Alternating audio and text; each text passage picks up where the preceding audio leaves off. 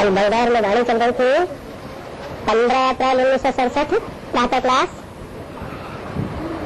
पहले पेज के अंत में बात चल रही थी। इस समय आम सारी दुनिया पर रावण राज्य है और भारत में खास रावण राज्य है।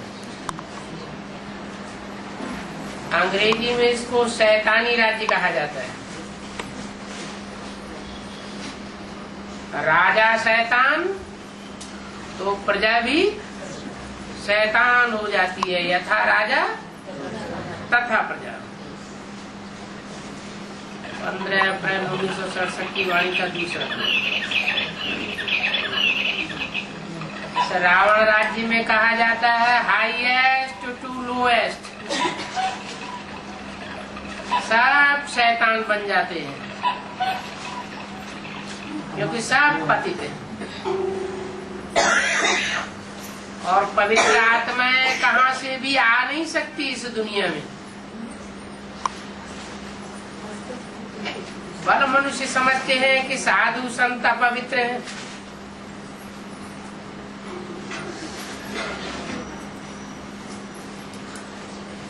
कोई कोई समझते हैं बहुत पवित्र हैं।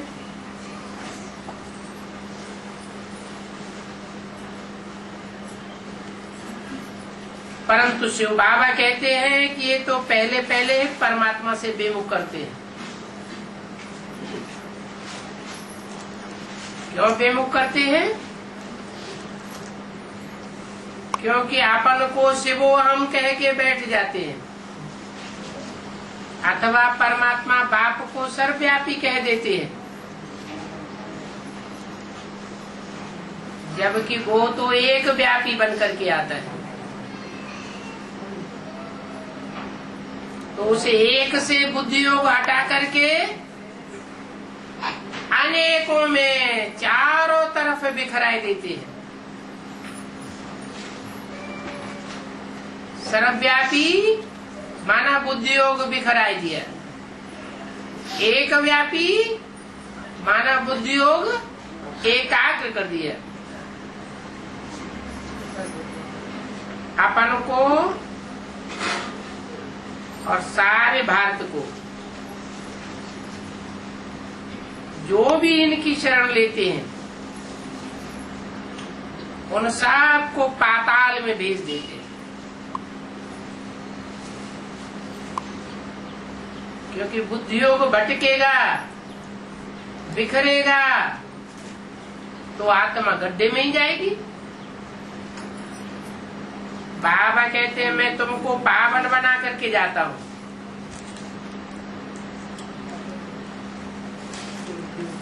कब जाता हूँ? जब तुमको पावन बना देता हूँ तब जाता हूँ। बीच में वापस नहीं चला जाता। और जो भी धर्म गुरु आते हैं वो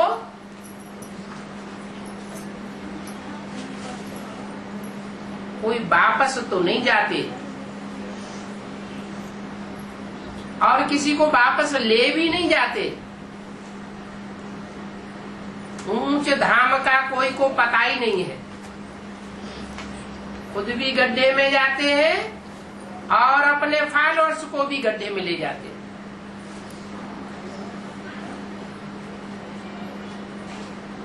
मैं तुमको पावन बना करके जाता हूं, बीच में वापस नहीं जाता। ऐसे नहीं कि ज्ञान सुनाऊं और ज्ञान सुना के चला जाऊं, नहीं। जो भी देहधारी धर्म गुरु हैं वो सब बीच में ही चले जाते हैं, अपने फॉलोअर्स को छोड़ जाते हैं। जैसे ब्रह्मा भी एक गुरु है,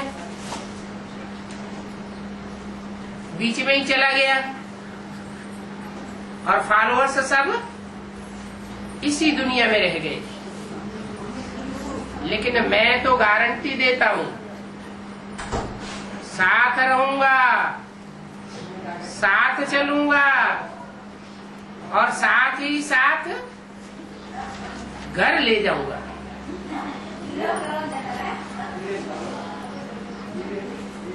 तो बाप पूछते पतित कौन बनाते? मैं तो तुम्हें सदगति में ले जाता हूं, ऊंची गति में ले जाता हूं।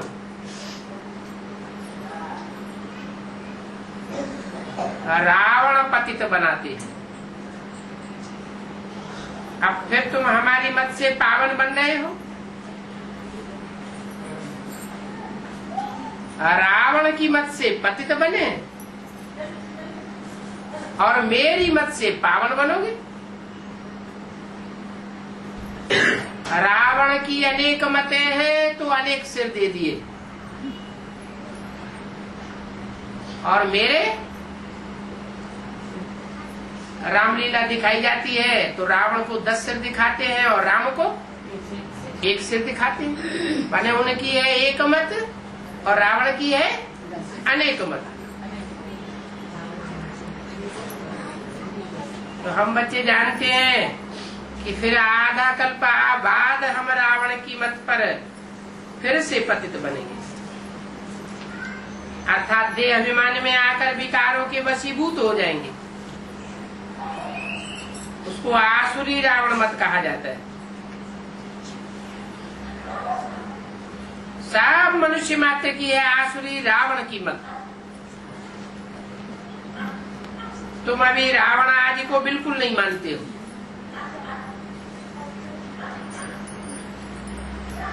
वो तो दिन प्रतिदिन पतित ही बनते जाते हैं। कौन? रावण कौन? जो दिन प्रतिदिन पतित बनते जाते हैं। जरूर कहेंगे ये गुरु लोग भारत ही आदि में पावन था, वही अब पतित है, अभी फिर पावन बनना है। ये चक्र अब जरूर फिरेगा। पावन बनाने के लिए पतित पावन बाप को आना पड़ता है, नहीं तो पतितों को पावन कौन बनावे?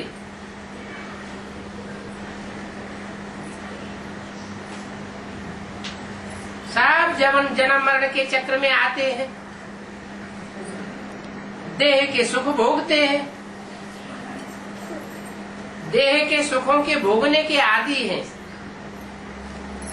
मेरे तो अपनी देह ही नहीं है, तो मैं न सुख भोगता हूं और न दुख भोगता हूं। इसलिए मुझे ही आना पड़ता है पतितों को पावन बनाने के लिए। इस सृष्टि को चक्कर जरूर लगाना है। ये सृष्टि का चक्कर फिरता रहता है। बाबा समझाते हैं इस समय देखो कितने ढेर मनुष्य हैं। सृष्टि का चक्कर फिरेगा तो नई दुनिया में कितने थोड़े रह जाएंगे।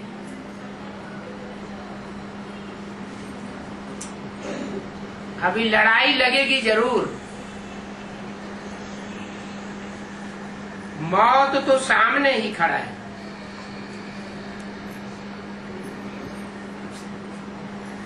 तो कल फिर इतने सब कहां जाएंगे? मौत का बाजार लगेगा। इतने सब देहधारी शरीर छोड़ करके कहां जाएंगे? सबके शरीर और ये पुरानी दुनिया सब विनाश हो जाएगी। आत्माएं सब पावन बन करके पावन धाम में जाएंगी। जब तक पावन न बने पावन धाम में कोई उड़ नहीं सकती। ये राज अभी तुम्हारी बुद्धि में है। जो पत्थर बुद्धि मनुष्य हैं उनको ये पता भी नहीं है कि वापस परम धाम कौन जा सकते हैं? पतित ही बनते रहते हैं, पावन बनते ही नहीं। हू बहू एकदम जैसे कि अनाड़ी हैं।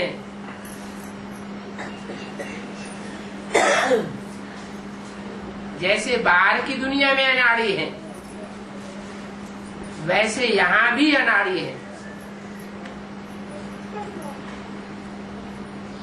नंबरवार पुरुषार्थ अनुसार अनाड़ी है। ये भी नहीं समझते कि हम किसके सामने बैठे हैं। कम से कम पद पाने वाले जो होंगे वो ड्रामा अनुसार कर ही क्या सकते हैं? उनकी तकदीर में नहीं है। अभी तो जो बच्चे हैं, जो बाप के बच्चे बने हैं, उन्हीं को सर्विस करनी है।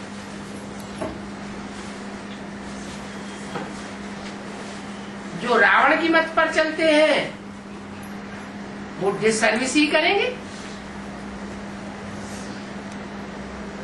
तुम बच्चों को बाप को याद करना है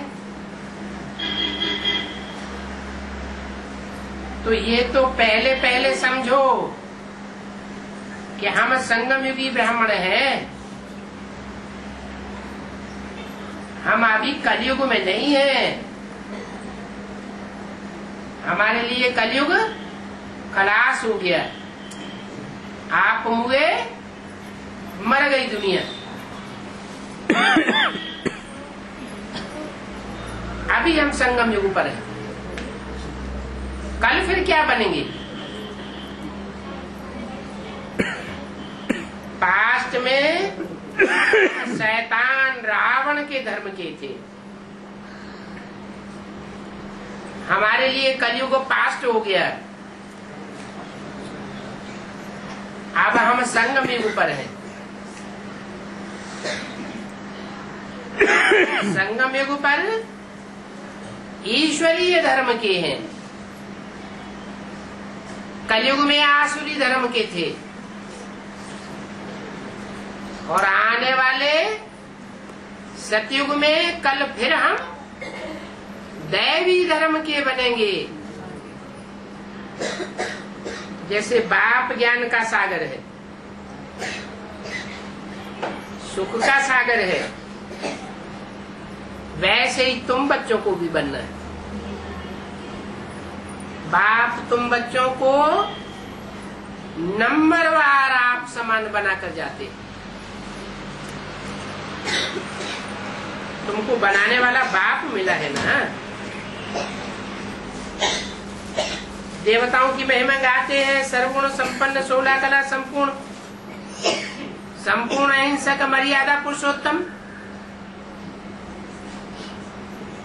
परंतु अभी तो इन गुणों वाला कोई नहीं है।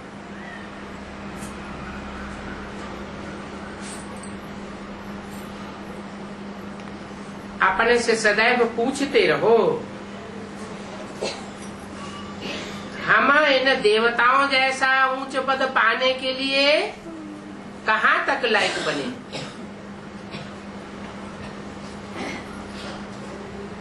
संगम युग को अच्छी रीति याद करो।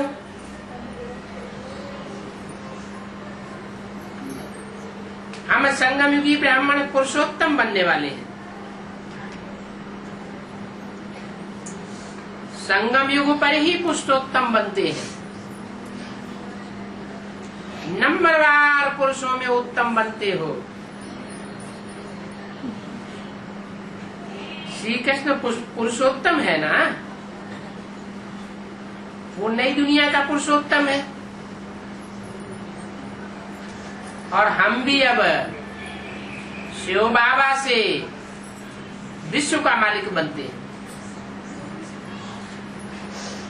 बच्चे जानते हैं कि हम शिव बाबा के सन्मुख बैठे हैं। दुनिया तो नहीं जानती। तो बच्चों को और ही नशा चढ़ना चाहिए, और ही जास्ती पढ़ना चाहिए। पढ़ना भी है और दूसरों को पढ़ाना भी है। अगर पढ़ाते नहीं है तो सिद्ध होता है कि पढ़ते भी नहीं है, बुद्धि में बैठता नहीं है। जो सर्विस नहीं करते हैं उनकी बुद्धि में 5% भी नहीं बैठता है। ये भी याद नहीं रहता कि हम संगम युगी ब्राह्मण हैं। बुद्धि में बाप को याद करना है और चक्कर को फिराना है। ज्ञान की समझानी तो बहुत सहज है। अपने को आत्मा समझकर परमात्मा बाप को याद करना है।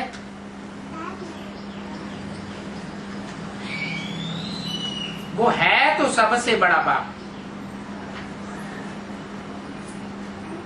सबसे बड़ा बाप। किससे किससे बड़ा बाप है? लौकिक दुनिया के जो बाप हैं तो 2, 4, 8 बच्चों के बाप होते हैं, उनकी तो बात ही छोड़ो। लेकिन जो धर्म पिताएं हैं वो भी हद की जनरेशन के बाप होते हैं। जैसे क्राइस्ट के फॉलोअर्स इस समय 100-150 करोड़ हैं, लेकिन सारी दुनिया तो उनका फॉलोअर नहीं है। और यह तो सब धर्म पिताओं का भी बाप है। इससे बड़ा बाप कोई होता ही नहीं। ये बापों का भी बाप है। धर्म पिताएं कहे जाते हैं ग्रेट फादर्स, और इनको कहते हैं ग्रेट ग्रेट ग्रैंडफादर। तो बड़े से बड़ा बाप तुमको कहते हैं कि मुझे याद करो, तो तुम्हारे विघ्न विनाश हो जाए। ऊंच से ऊंच को याद करेंगे तभी पाप कर्म भस्म होंगे। तुम पूज्य पुरुषोत्तम थे, फिर कनिष्ठ सो पुजारी बने होंगे। ये किसको पता नहीं है कि हम ही पूज्य थे, हम ही सो पुजारी बनते। हम सो पूज्य, हम सो पुजारी, ये बहुत अच्छा मंत्र है। बाप आकर हमको पूज्य बनाते हैं और रावण आकर के हमको पुजारी बनाते हैं। तो क्या बनना अच्छा? पूज्य बनना अच्छा या पुजारी बनना अच्छा?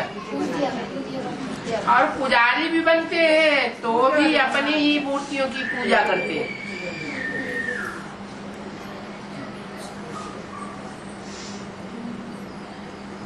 उन्होंने फिर आत्मा सु परमात्मा कह दिया है। वो तो जो कुछ भी बोलते हैं वो गुरु लोग एकदम रंग बोलते हैं।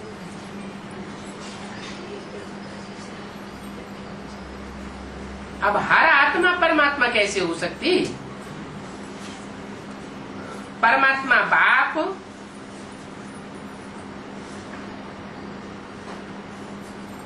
जिसे परम पिता परमात्मा कहा जाता है, परम पिता पहले, परमात्मा बाद में। तो जरूर परम पिता जिसको कहा जाता है वो बड़े से बड़ा बाप है, उससे कोई बड़ा बाप होता नहीं। इस मनुष्य सृष्टि का जो बड़े से बड़ा बाप है प्रजापिता आदम एदम, वो उसका भी बाप है जो जन्म मरण के चक्र में नहीं आता। तो वो गुरु लोग तो एकदम रंग बोलते हैं। इसको कहा जाता है रिलीजियस। अनराइटियस, अनलॉफुल, इम्प्योर, कोई जानते नहीं है कि हमें ही ये देवताएं थे। अभी 84 का चक्कर लगा करके हम ऐसे बन पड़े। फिर हम जाते हैं घर, अभी वापस जाना है। हम आज यहाँ पर हैं और कल फिर हम घर जाएंगे। और बेहद के घर में जावेंगे। हद का घर कैसा होता है? हद के घर में हद के भांति होंगे। 2, 4, 8, 10, 20, 50, 60, 70 होंगे। और हम जिस घर में जाने वाले हैं वहां तो 500, 700 करोड़ मनुष्य आत्माएं सब जाकर के इकट्ठी बैठेंगे। तो हम बेहद के घर में जाते हैं। ये दुनिया में बेहद का नाटक है जो अभी रिपीट होता है। अभी मैंने कब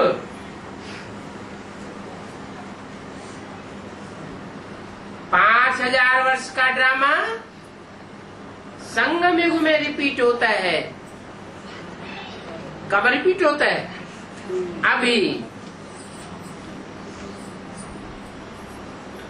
अभी हमको बाप और घर, जिसे मुक्ति धाम कहा जाता है, उसको याद करना है। देह सहित देह के जो भी धर्म हैं उन सब को भूल जाना है। क्योंकि आत्माएं कन्वर्ट होती हैं तो कैसे कैसे धर्मों में जाकर के गिरती है। कोई देवता से इस्लाम धर्म में कन्वर्ट हो जाते हैं, कोई क्रिश्चियन बन जाते हैं, कोई बौद्धी बन जाते हैं। अपन को बौद्धी, इस्लामी, क्रिश्चियन समझने लग पड़ते हैं। अभी बाप कहते हैं तुम न बौद्धी हो, न हिंदू हो, न इस्लामी हो, तुम क्या हो? तुम आत्मा हो। अपन को आत्मा समझना है। इन देह के धर्मों को भूल जाना है। देह के धर्मों को भूलेंगे तो उन धर्म पिताओं को भी भूलना पड़े। आत्माओं का जो बाप है वो आकर के रूहानियत सिखाते हैं। रूह के धर्म में टिकना है। अभी हम इस शरीर को छोड़ करके अपने घर जाते हैं, इसे कहते हैं रूहानी धाम, सोल वर्ल्ड, सुप्रीम एबोर्ड। ऊंचे से ऊंचा घर है, ये पक्का याद कर लो बुद्धि में। इस घर में सबको वापस जाना पड़ेगा। हम आत्मा हैं, ये भी याद रहे और अपने घर की भी याद रहे। ये कब होगा? ये तब होगा जब इस सारी दुनिया से बुद्धि का संन्यास हो जाए। न्यास माना त्याग, संन्यास माना संपूर्ण त्याग। इस बुद्धि से, इन आंखों से जो कुछ भी ये दुनिया का पसारा देखते हैं, इस सब से बुद्धि योग हट जाना चाहिए। इस शरीर का भी संन्यास तो सबका संन्यास। देह और देह के जो भी संबंध है, जो भी पदार्थ हैं, सबसे ममत्व हटाना है। वो हठ योगी कोई सारी सृष्टि का संन्यास थोड़े ही करते हैं।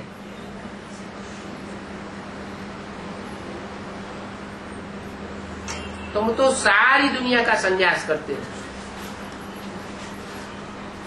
उनका तो अधूरा संन्यास है। घर बार बाल बच्चों को छोड़ जाएंगे,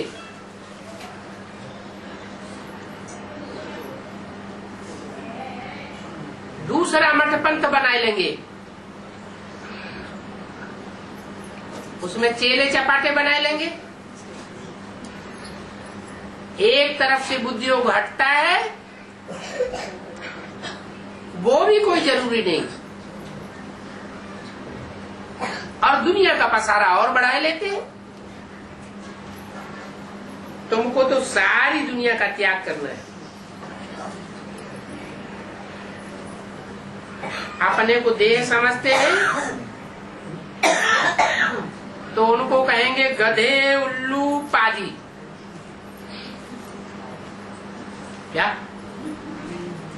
क्या कहा? जो अपन को देह समझते हैं उनको क्या समझना चाहिए? हम अभी गधे हैं, है? रावण के सर के ऊपर क्या दिखाते हैं? गधा दिखाते हैं। क्यों दिखाते हैं? क्योंकि वो देह अभिमान की निशानी है। गधा, उसको कितना भी स्नान कराओ और फिर भी धूल में लौट जाएगा। तो जो अपन को देह समझते हैं वो देह अभिमान की धूल में लौट जाते हैं, पतित बन पड़ते हैं। बार बार पतित बनते हैं तो उनको कहेंगे गधे, उल्लू, पाजी। फिर जैसा बन जाते हैं वैसा काम भी करते रहते हैं।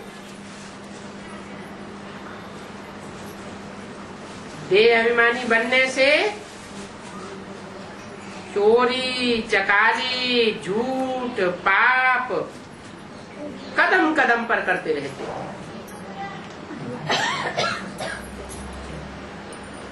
दिन में 10, 20, 50 पाप तो जरूर करते होंगे। झूठ बोलना ये भी तो पाप है ना। आदत पड़ जाती है।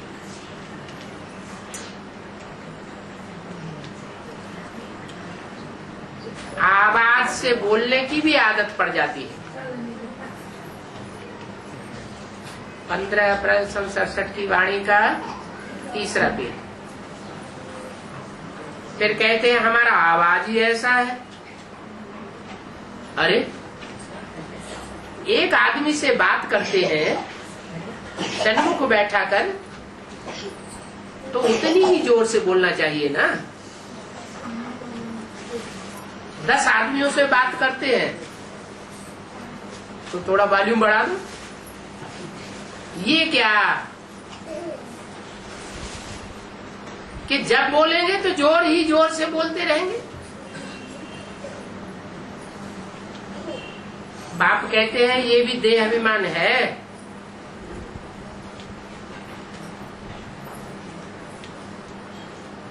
इस आवाज को भी कम करना सीखो।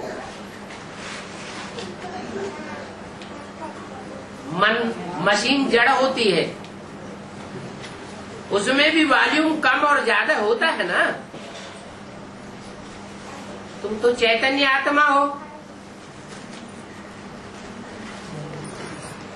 आवाज कम करने में कोई देरी थोड़ी लगती है।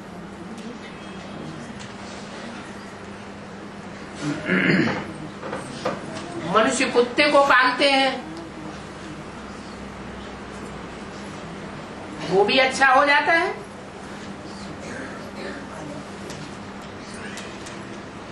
बंदर देखो कितने छित्ते होते हैं, परंतु कोई के साथ हिल जाते हैं तो डांस आदि करने लग पड़ते हैं।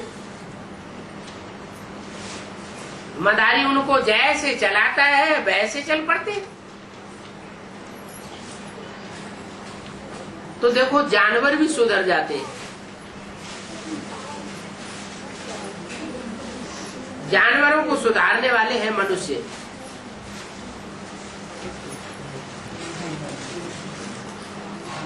और मनुष्यों को सुधारने वाला कौन है?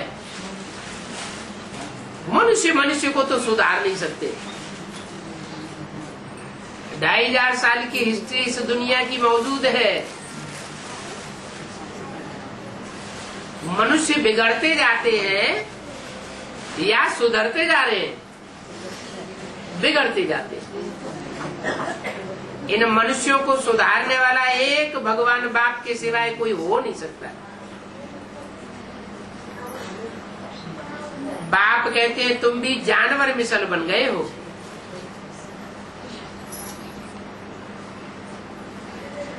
तुम खुद जानवर मिसल बन जाते हो तो मुझे भी कच्छ मच्छ अवतार में ढकेल देते हो।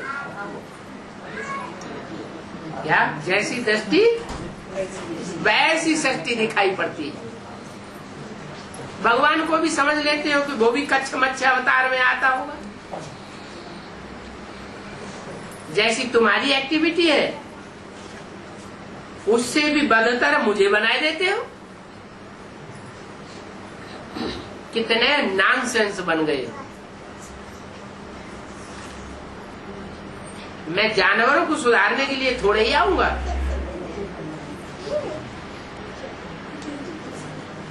जानवरों में तो उतनी बुद्धि भी नहीं होती है। मनुष्य बुद्धिमान प्राणी है। तो जिसमें बुद्धि ज्यादा होगी वो पहले सुधरेगा, ज्ञान सुनेगा, समझेगा, या जिसमें बुद्धि ही नहीं है वो ज्ञान सुनेगा।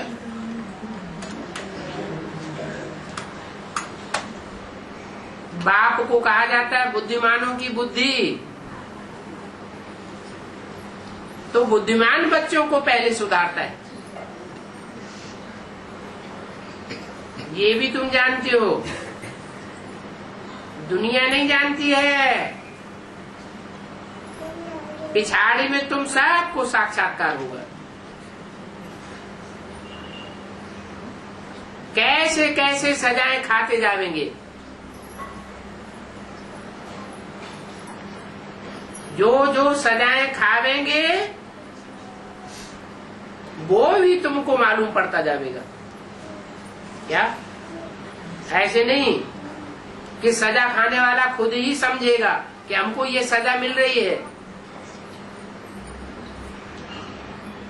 जैसे दुनिया में राजाएं किसी को सजा देते हैं, मौत की सजा देते हैं, तो पूरा दरबार लग जाता है। सबके सामने सजा दी जाती है। ऐसे तुम सबको पता पड़ता जाएगा। आधा कल्प तुमने भक्ति की है, अभी बाप मिला है। बाप कहते हैं मेरी मत पर नहीं चलेंगे तो सजाएं और भी जास्ती बढ़ती जाएगी।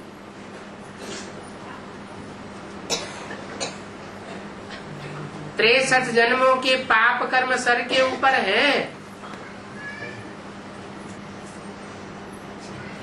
अभी तुम्हारी बुद्धि में बैठा है कि बाप आया हुआ है,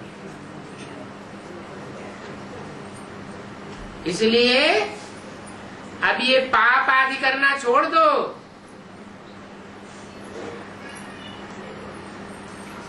इसके लिए अपना चार्ट रखो। सारा दिन में कोई पाप कर्म तो नहीं किया, किसी को दुख तो नहीं दिया, फिर साथ साथ धारणा भी चाहिए। दिव्य गुण धारण करने हैं, आसुरी गुणों को हटाना है। और दूसरों को समझाने की भी प्रैक्टिस करनी चाहिए। प्रैक्टिस करने से क्या नहीं हो सकता है।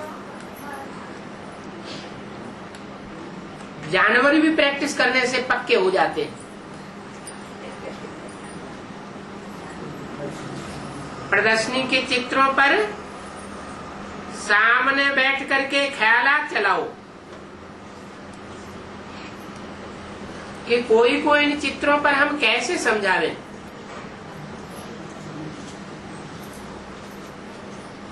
तो तुम्हारी वाचा खुलती जाएगी। पहली बात ही ये उठाओ कि गीता का भगवान कौन है। श्री कृष्ण गीता का भगवान है। ये तो दुनिया कहती है कि कृष्ण बच्चा, और बच्चे कृष्ण को बहुत पूजा करते हैं। फिर बच्चा बुद्धि को भगवान बाप कह देते। अरे वो ज्ञान कैसे सुनावेगा। अभी ब्राह्मणों की दुनिया में भी कृष्ण की आत्मा दादा लेकर आज ब्रह्मा संपन्न स्टेज में कहा जाकर पैदा होगा है? 16 कला संपूर्ण सर्वगुण संपन्न संपूर्ण अहिंसक मर्यादा पुरुषोत्तम कहाँ बनेगा। जो भी नई दुनिया होगी, सतयुग स्थापन होगा, उसमें पहला प्रिंस कृष्ण बच्चा बनेगा। वो है उसकी ऊंची से ऊंची स्टेज।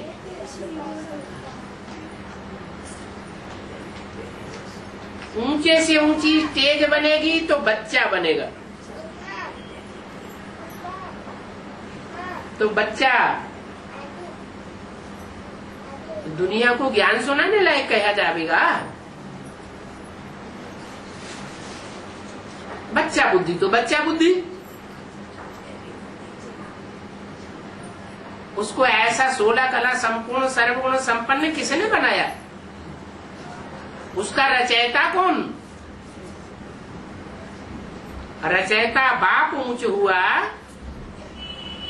या श्री कृष्ण रूपी बच्चा ऊंच हुआ। उसको भी जन्म देने वाला कोई बाप होगा ना। तो कोई की बुद्धि में नहीं बैठता। दुनिया वाले भी गाते रहते हैं कीर्तन में, हे कृष्ण नारायण वासुदेव।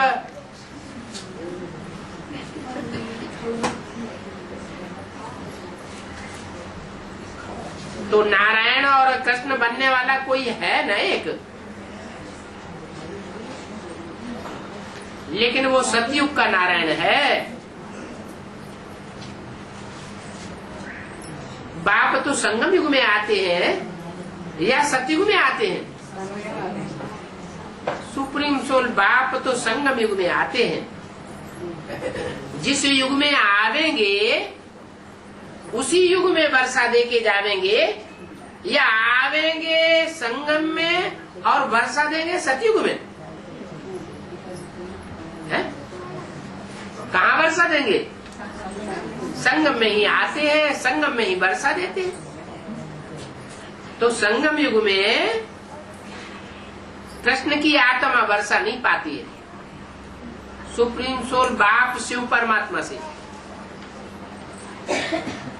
वो तो सतयुग में वर्षा पाएगी अपने बाप से। और तुम वर्षा पाते हो सुप्रीम सोल से डायरेक्ट। तो कौन ऊंचा हुआ। राधा कृष्ण जैसे बच्चे सतयुग में पैदा होंगे। उनको जन्म देने वाले संगम युग में उच्च पद पावेंगे।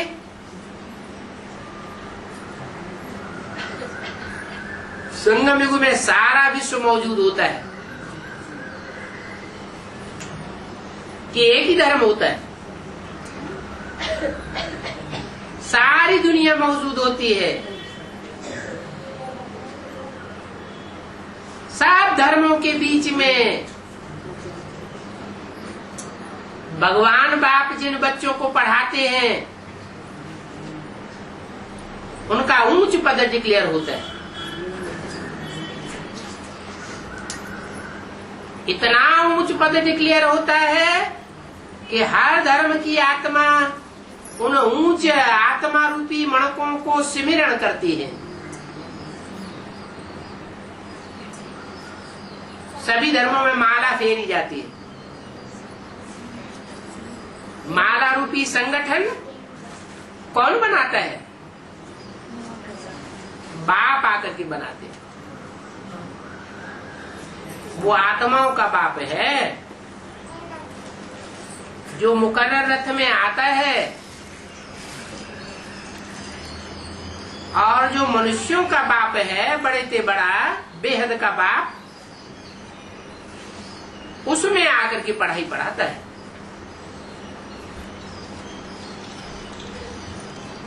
सब एक जैसी पढ़ाई पढ़ने वाले होते नहीं।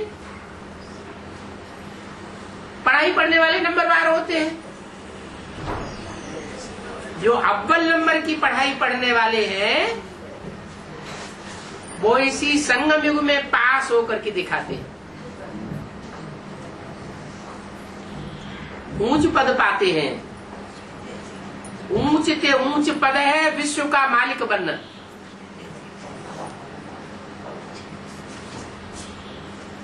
विश्व का मालिक दुनिया में कोई किसी को नहीं बना सका।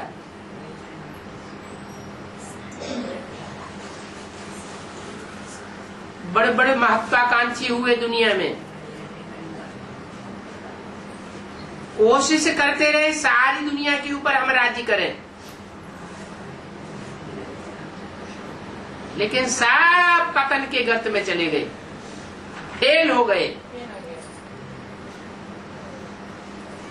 बाप है आत्माओं का जो आकर के रूहानियत ऐसी सिखाता है, ऐसा अहिंसक स्टूडेंट बनाता है कि उस आत्मा के बल पर, अहिंसा के बल पर तुम सारे विश्व के मालिक बन जाते। और वो विश्व का मालिकाना कोई एक की बात नहीं है। यथा राजा तथा प्रजा सब ये अनुभव करते हैं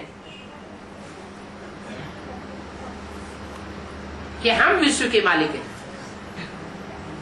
जैसे घर परिवार होता है, घर परिवार में कोई बड़ी चीज खरीदी जाती है, मान लो कार खरीदी गई, तो क्या सिर्फ बाप ही कहेगा मेरी कार है? या परिवार के जो भांति है, बच्चे हैं, वो भी क्या कहेंगे? क्या कहेंगे? मेरी कार है, मेरे बाप की कार है। सबका मालिकाना साबित होता है। ऐसे ही जो नई दुनिया स्थापन होगी इस संगम युग में, वो ऐसी होगी जिसमें सब अपना अधिकार महसूस करेंगे और ऊंच से ऊंच अधिकारी। इसलिए बोला है कि पहले जन्म की प्रजा की भी कोई विशेष खासियत होती है, जो खसूसियत और धर्म वालों की प्रजा में नहीं होगी।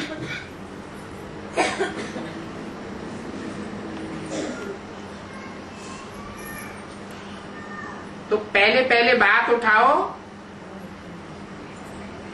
कि गीता का भगवान कौन है।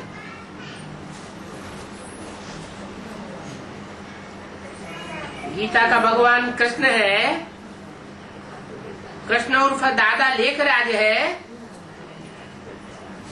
या इब्राहिम बुद्ध क्राइस्ट है, या कोई और धर्म पिता है, धर्मात्मा है, देवात्मा है, या मनुष्यों को देवता बनाने वाला भगवान है।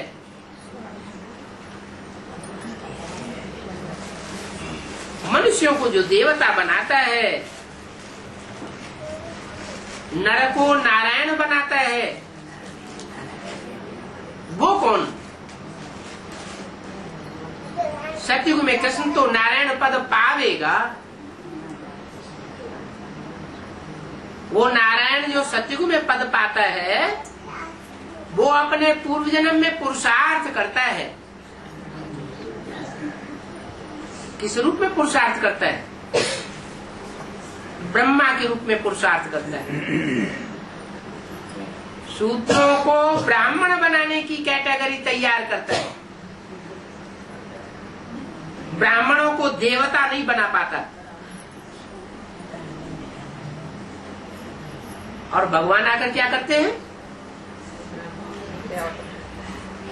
डबल मशीनरी है भगवान बाप की, जिसे भगवान बाप कहा जाता है। वो ब्राह्मणों को देवता बना करके जाता है। ऐसे नहीं शूद्रों को पढ़ाई नहीं पढ़ाता। शूद्र भी ब्राह्मण बनते जाते हैं, ये पहली मशीनरी। और ब्राह्मणों को देवता भी बनाया जाता है, तो डबल मशीनरी हो गई। और उन तथाकथित ब्रह्मा और ब्राह्मणों की कैसी मशीनरी हुई? क्या बनाते हैं?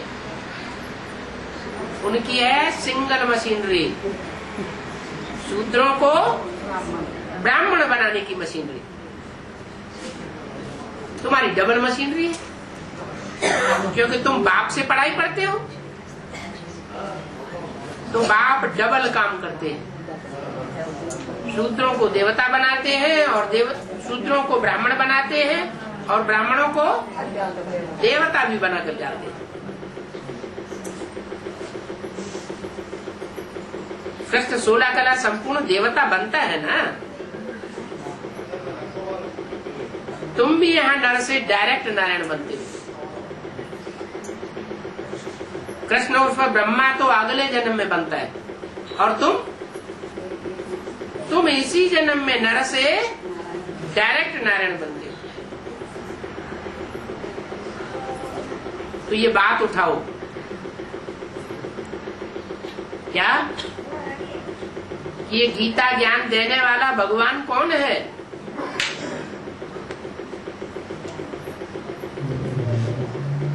कहेंगे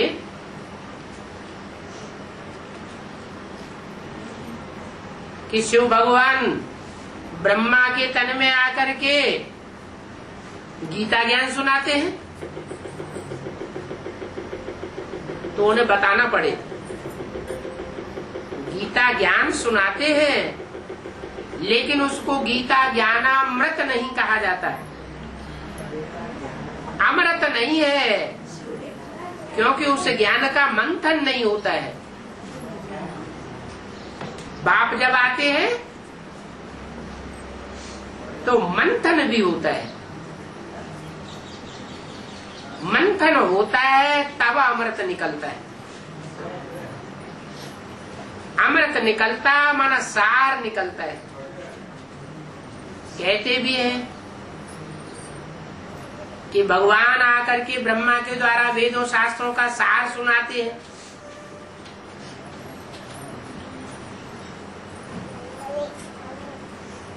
तो वेद शास्त्र हद के वेदों शास्त्रों का सार सुनाते होंगे, या जो बेहद के वेद शास्त्र हैं उनका सार सुनाते हैं। ब्राह्मणों की दुनिया में बेहद के भी ब्राह्मण हैं और हद के भी ब्राह्मण। हद के ब्राह्मणों को कहा जाता है कुकुवंशावली ब्राह्मण,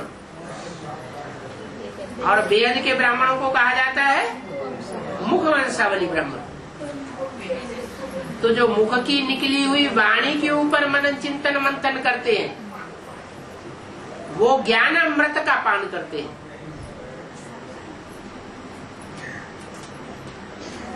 वो गीता ज्ञान का मंथन हो करके जो गीता ज्ञान अमृत बनता है,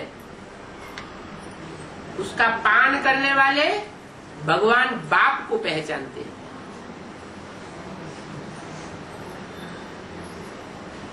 क्योंकि ज्ञान का सागर तो पतित पावन परम पिता परमात्मा है ना। और ये बाप सभी आत्माओं का बाप है। क्या सभी माने कितनी है? जो भी 500-700 करोड़ श्रेष्ठ मनुष्य आत्माएं हैं, बुद्धिमान आत्माएं हैं, उन सब का बाप है। क्या सिर्फ ब्रह्मा कुमार कुमारियों का बाप नहीं है? दादा लेखराज ब्रह्मा को सिर्फ ब्रह्मा कुमार कुमारियां बाप मानती है या सारी दुनिया बाप मानती है? सारी दुनिया मानती है। दादा लेखराज ब्रह्मा को सारी दुनिया बाप मानती है? नहीं मानती। सारी दुनिया जिसको बाप स्वीकार करे वो कहा जाएगा एडम, आदम, आदिदेव। वो है गीता का भगवान, क्योंकि गीता माता है सब शास्त्रों का माई बाप। तो गीतापति भगवान भी सब बापों का बाप साबित होता है।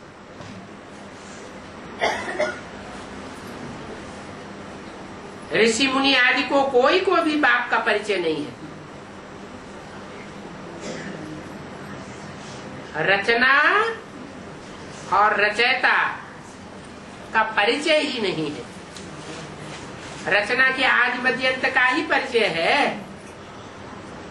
क्या रचयिता का परिचय ही नहीं है। इसलिए पहले पहले तो उनको ये समझ आओ क्या कि रचना का बाप कौन है। सृष्टि की जो पहली रचना कृष्ण है उसका परिचय है। कृष्ण उर्फ दादा लेखराज की जीवन कहानी बता देंगे, लेकिन बाप का परिचय किसी को भी नहीं। तुम बाप का परिचय बताते हो कि भगवान एक है, दूसरा कोई हो ही नहीं सकता। जो भगवान है वो ही स्वर्ग का रचयिता है। मनुष्य ने तो इस दुनिया को नरक ही बनाया है। चाहे कोई भी मनुष्य गुरु क्यों न हो, बड़े से बड़ा हो, इब्राहिम हो, बुद्ध हो, क्राइस्ट हो, गुरु नानक हो, विवेकानंद हो, दादा लेखराज ब्रह्मा हो, क्या बनाते हैं? सब स्वर्ग बना के जाते हैं या नरक बनता है? उनके द्वारा स्वर्ग नहीं बनता है। स्वर्ग एक बाप ही आकर के स्थापन करते हैं, वही भगवान है। उसको कहेंगे गीता माता का गीतापति भगवान।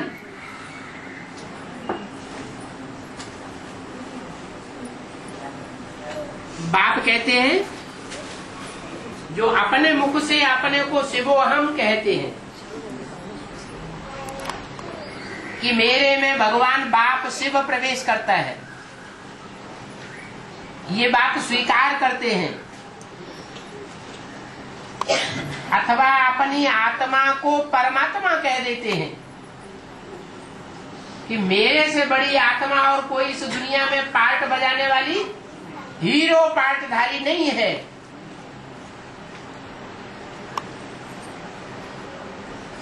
बाप कहते हैं वो मान पतित असुर हैं।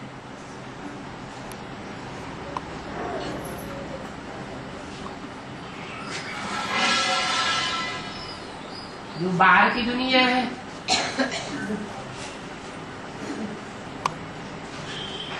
वहां तो कहते ही आए 63 जन्मों से आत्मा सो परमात्मा। हम आत्मा सो क्या है? परमात्मा। शिवो हम ही शिव हैं, हमारे में शिव है।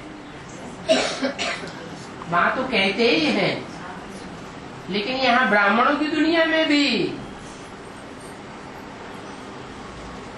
कोई है, बहुत है, जो अपने को भगवान समझ करके बैठ जाते हैं। उनकी बुद्धि में ये पक्का हो जाता है, सबके सामने स्वीकार करते हैं। क्या क्या स्वीकार करते हैं? कि हम ही शिव परमात्मा है। शिव हमारे अंदर प्रवेश करता है। बाप कहते हैं कि भगवान को भगवान कहने की क्या दरकार है? भगवान अपन को कभी भगवान नहीं कह सकता। तो छोटा बनकर के संसार में आता है, इसलिए साधारण तन में आता है।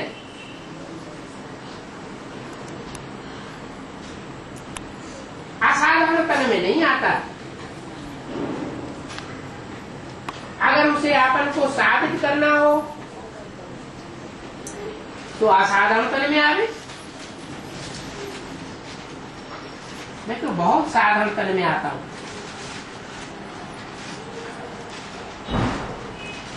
तो ये आसुरी राज्य है जो अपन को कहते हैं शिवो हम बन करके बैठ जाते हैं। तो बताओ, सबसे जास्ती शैतान कौन है? रावण के 10 मुख तो बताए जाते हैं शैतान। शैतानियत के रूप कितने मुख? 10 मुख। उनसे भी कोई ऊपर मुख है? नहीं है? रावण का चित्र बनाते हैं तो उसमें 10 मुख के ऊपर कोई मुख दिखाते हैं कि नहीं? है? नहीं दिखाते। कौन सा? गधे का सिर दिखाते हैं।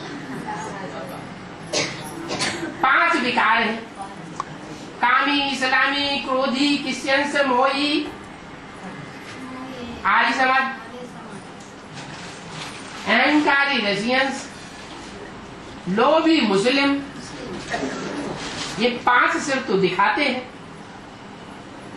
ये रावण के 5 सिर है ना, जिनमें काम, क्रोध, लोभ, मोह, अहंकार जितना जास्ती परसेंटेज में भरा हुआ है उतना और कोई में नहीं भरा हुआ। लेकिन इन 5 विकारों का बाप कौन है? इन 5 विकारों का, 5 मुखों का कोई बाप भी है? नहीं है। तो चित्रों में क्यों दिखाया? चित्र जो है वो चरित्र की यादगार है या बिना चरित्र की यादगार बन जाती है? यादगार बनती है ना। तो रावण के सर के ऊपर जो गधे का सिर है वो किसकी यादगार?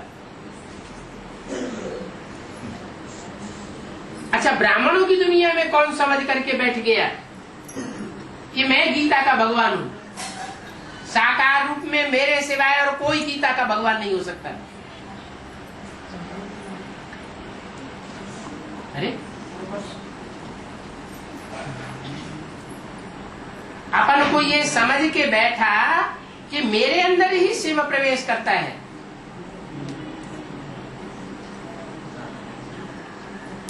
मैं ही प्रजापिता ब्रह्म हूं।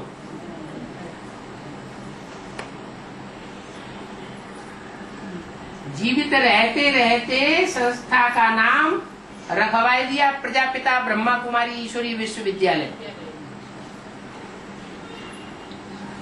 पहले नाम क्या था? ब्रह्मा कुमारी ईश्वरी विश्वविद्यालय। फिर प्रजापिता। प्रजापिता कौन हुआ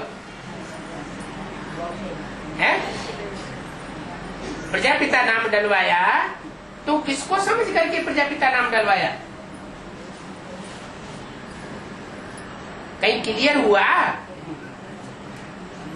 कहीं क्लियर नहीं हुआ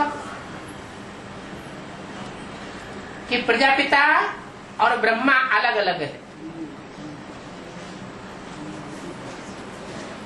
बाप ही आकर के क्लियर करते हैं क्या कि दादा लेख रहा है कि कृष्ण उर्फ ब्रह्मा वो गीता का साकार भगवान नहीं है।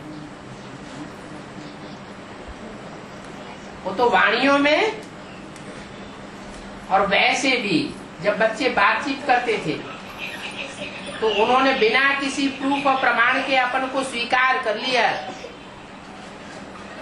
कि मेरे में शिव बाप आते हैं, मैं गीता का साकार भगवान हूँ और दुनिया में कोई नहीं हो सकता। उनके फॉलोअर्स भी यही समझते हैं क्या कि दुनिया में गीता का साकार भगवान अगर कोई है तो कौन है? दादा लेख रहा है ब्रह्मा।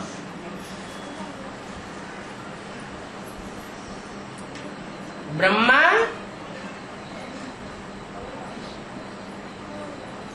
वाशरमैन है या वाशरमैन का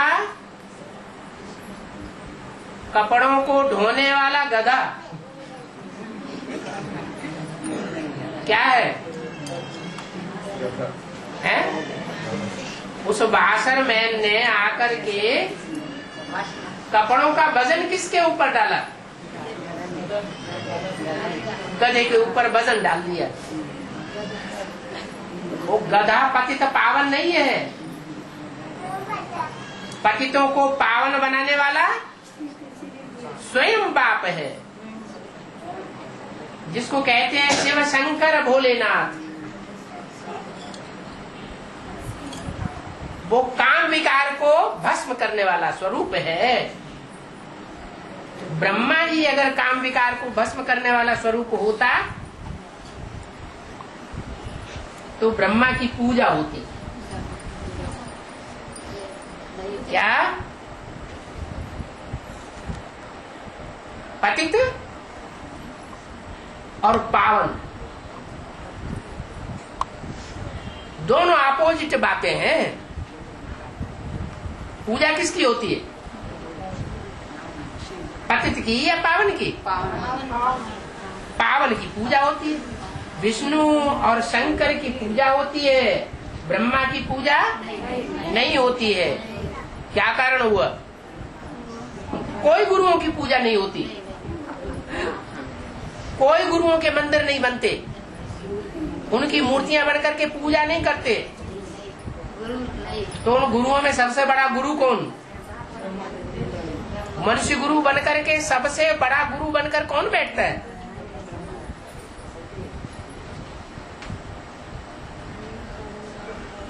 इब्राहिम, बुद्ध, क्राइस्ट, ये तो मनुष्य गुरु हैं, लेकिन इन मनुष्य गुरुओं में सबसे बड़ा गुरु कौन? बाप कहते हैं रावण कौन? जरूरी है गुरु लोग। मुरली में कहते हैं ना, तो इन गुरुओं का भी बाप कौन हुआ? इन मनुष्य गुरुओं का कोई बाप होगा ना, कौन हुआ है? अरे जिसकी बुद्धि में ये बात बैठती नहीं कि गीता का भगवान कौन है। अभी भी कृष्ण उर्फ ब्रह्मा की बुद्धि में ये बात नहीं बैठती कि गीता का भगवान साकार में कौन है। तो कौन सी बुद्धि कहेंगे? है गधा बुद्धि कहेंगे या मनुष्य बुद्धि कहेंगे? नहीं, दोनों नहीं कहेंगे। फिर रावण के सर के ऊपर गधे का शीश, ये किसकी यादगार है?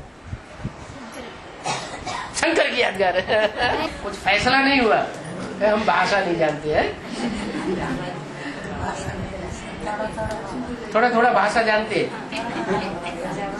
तो ऐसे ही बात हो गई जैसे भैंस के आगे बीन बजाना है।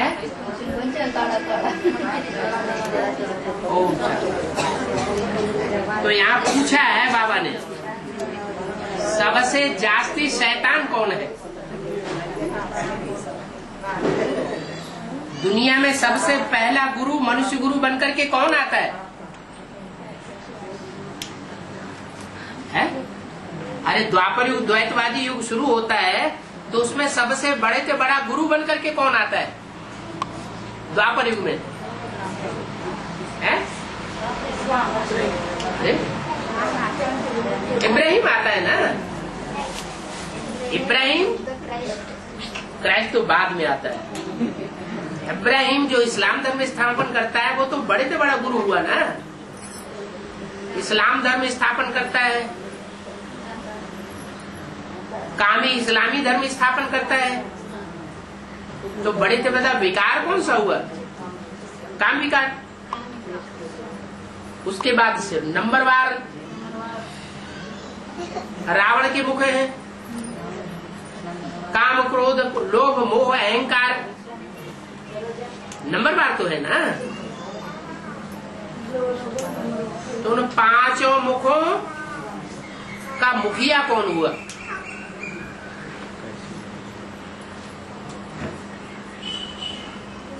है देह अभिमान। पांच विकारों का बाप कौन? देह अभिमान है। देह अभिमान होगा उसको गधा कहा, गधा उल्लू पादी। आज क्या बोला? उनको कहेंगे गधा उल्लू पादी। बाबा को बहुत गुस्सा आ गया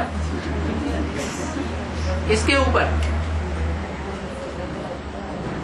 जो अपन को भगवान समझ करके बैठ जाते हैं, गीता का भगवान समझ के बैठ जाते हैं।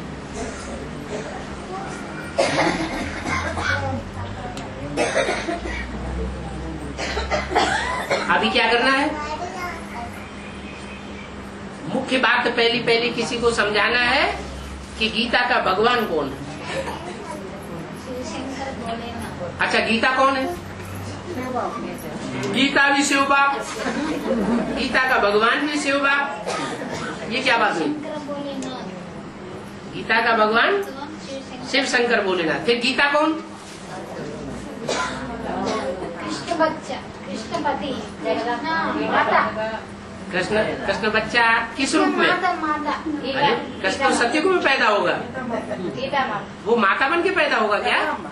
है हाँ, जो ब्रह्मा शरीर छोड़ने के बाद कोई माता के चोले में प्रवेश करता है, जिसमें प्रवेश करता है वो जगदम्बा का टाइटल लेने वाली जगत पिता के साथ सबसे जास्ती मिलन मेला मनाती है।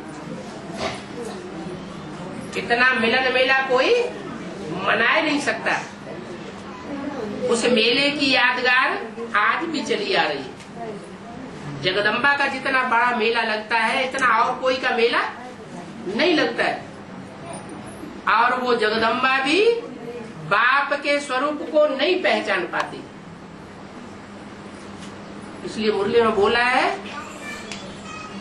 मेरे साथ रहने वाले बच्चे भी मेरे को नहीं पहचान पाते। तो फिर गधा कौन हुआ और गधी कौन हुई? अरे धोबी शिव बाबा बन के आता है कि नहीं? शिव बाबा धोबी बन के आता है तो धोबी का कोई गधा भी होगा और गधी भी होगी? नहीं, गधा गधी नहीं होगी। वो बासर में नहीं है। शिव बाबा बासर में नहीं है, बासर में है ना। तो वजन किसके ऊपर डालता है? कपड़ों का। बेसिक नॉलेज में भी वजन डाला दादा लेखराज ब्रह्मा के ऊपर, और एडवांस नॉलेज में भी वजन डालेगा जो जगदम्बा का रूप बनती है उसके ऊपर। कपड़े धोने का काम वो करेंगे, उनका वजन ढोएंगे वो, लेकिन वो पतितों को पावन नहीं बना सकते। फिर भी पतितों को पावन कौन बनाता है? शिव बाबा बना।